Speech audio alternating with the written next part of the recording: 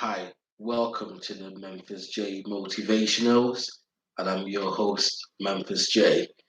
Today, I want to bring up a concept and introduce us to a concept of talking, of talk therapy. You can actually scientifically also call it psychoanalysis from a layperson's perspective. Being a professor of psychology, myself, Memphis J. So, welcome to the Memphis J motivational channel, and I'm your host, Memphis J. So, we're live on YouTube, we're live on Rumble, on Twitch. Like, share, subscribe. Right, okay, let's get straight into it. Do you know the meaning of psychoanalysis?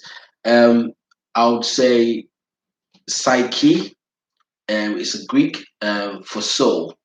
So your soul, it's your psyche, and your psyche, is the basis of psychoanalysis. Understood? All right, cool. So I'm not going to go into the scientific or clinical things that people like Sigmund have professed, um, or into that genre. But what I'm really trying to convey to us is that most of the times, we can solve our problems by talking. In New York, one of the biggest, well, before the lockdown, but previously pre-lockdown world, one of the biggest things that was selling out there was therapy.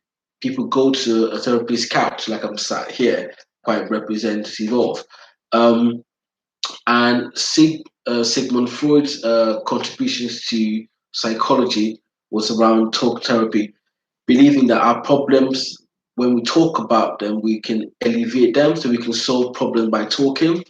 He did this with his close associate with his friend. And from my thumbnail, that's a lady called Anna Rowe. Her real name was Bertha um, Pappenheim. Okay, she was German Jew, but she had all kinds of issues.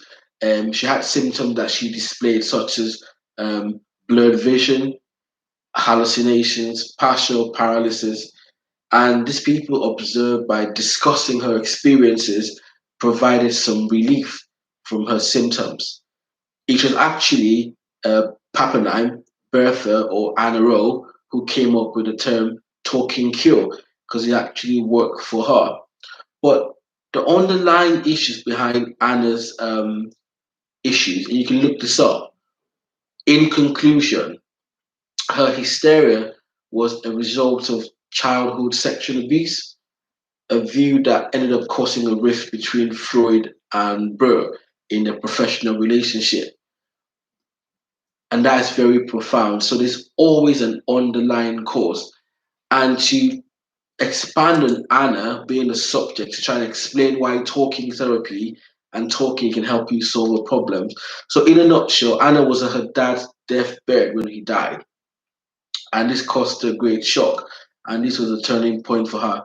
Then she started to experience all of these symptoms: language disorders, visual impediments, mood swings, eating disorders, and all of it as a result of the death of her father, because she never overcame and came to terms with that sad event tragically.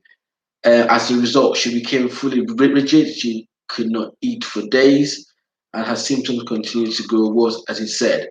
But in working with these professionals, this in the area of psychoanalysis, talking about her problems, and they use some kind of techniques that I probably just mentioned here for any people who are listening. So, transcension is one of the things. Um, and another thing that people do is they project.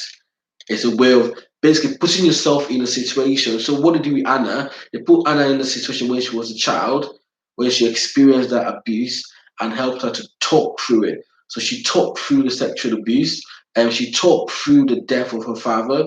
She talked through all of the other things that she was doing on a couch with a therapist, and it's found that it was greatly beneficial for her to be able to go back into that time and relieve these experiences, to release those tensions, to release those traumas that have been hidden inside of us. A lot of us, well, not a lot of people experience that in as growing up, they've not been able to grow and progress to the basic tenets of just growing. You find some of the attributes are personal developments are easily determined by often forgotten events in early childhood, not usually by inherited traits alone. You know, our human behaviors and cognition are determined by our instinctual drives. And, you know, you heard that song, We Are All Mammals. You know, instinctively, we behave like animals. We have these animalistic tendencies. You know, pick any animal, a dog, a horse, you know, they display, and this is our primitive mode, but we have to learn to balance it out by doing what's acceptable. But in the course of doing that, sometimes we do suppress things that are not acceptable in society. Desires and urges also come into that, as well as traumatic experiences in the case of Anna Rowe, having suffered from sexual abuse as a child and from being at the deathbed of her father. But she overcame that though, so let me give you the good part.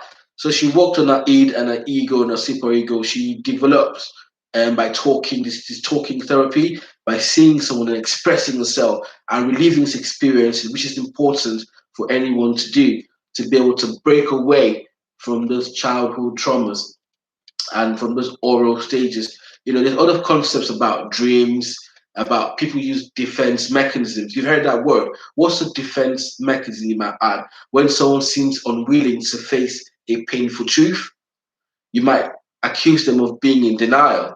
You've heard people who are in denial. When a person tries to look for logical explanation for unacceptable behavior, you might suggest they are rationalizing. There you go. So these are all of the words that encompass a defense mechanism when you're not willing to deal with the trauma, not willing to deal with the heartbreak, not willing to deal with the things that happen, even if it was abuse. And they represent themselves in causing anxiety, denial, repression, regression, and there's so many more. But Freud, you know, and these people that put this concept of talking using a case study of someone like Anna Rowe, Bertha van Heiman, who became quite in Germany. She got a post stamp. She became very successful in working with vulnerable children, in working with women. She was a woman advocate. So she turned that experience of being a female, a survivor of sexual abuse, and going through talking therapy and overcoming that to become someone who advocated for women and vulnerable children. And in Germany, she's got a stamp to show how important her work was. So Sigmund Freud, you know, these people believe that mental problems could actually be resolved by talking about them, and they can help to. This actually helps to revolutionize psychotherapy. So when you go to see a doctor or a psychologist or psychologist, this is basically what they're doing, getting you to talk through your problem. So some of the things that Anna, when she was successful, went on to do. Well, before I say that, you know, some of the techniques you can use in talking therapy, not particularly if you don't have a therapist, you can afford one, or you have no one confidential to do it. You need to really express yourself. And that's the underlying cause of so many things, the suppression and the repression of these feelings and traumas and heartaches in us because we think they're not acceptable in society because people wouldn't understand, or they represent desires and urges of a more primitive nature. You can use things like storytelling, bringing yourself back to that experience and talking about it. That's really a temporal relocation episode, being more scientific. She used one phase to go back to the exact year when she experienced that feeling and she talked through it. And this helped to reduce the hysterical symptoms. When she was successful, she went on to, as I said, do great things. So please do take away from this that talking therapy is important in the field of psychoanalysis, is important in the field of psychology, is important for your mental well-being, and you find that talking these things out does have an effect also on our dream life, and that's something that I'll get into in another video. but take a step back and reflect. Okay, and you've been talking a lot. Please go back and try to make up a plan where you can bring up those innermost thing that you've suppressed. That is the underlying cause of a lot of mental issues and a lot of societal or well-being concerns that could lead to various symptoms that I've described. That could lead to loss of life or being institutionalized. So we're experiencing a lot of things in the world at the moment, and I know everyone has experienced a lot of trauma in one way, but I'm living in the same experience everyone is. But my consciousness has transcended that because I'm not bound by this energy. I've been able to go into my subconscious mind, and which we have a conscious and unconscious mind, and really work on propelling positive and kind and loving thoughts. And I don't really hold back and hold on to anything in the past that's happened to me inadvertently or whatever way.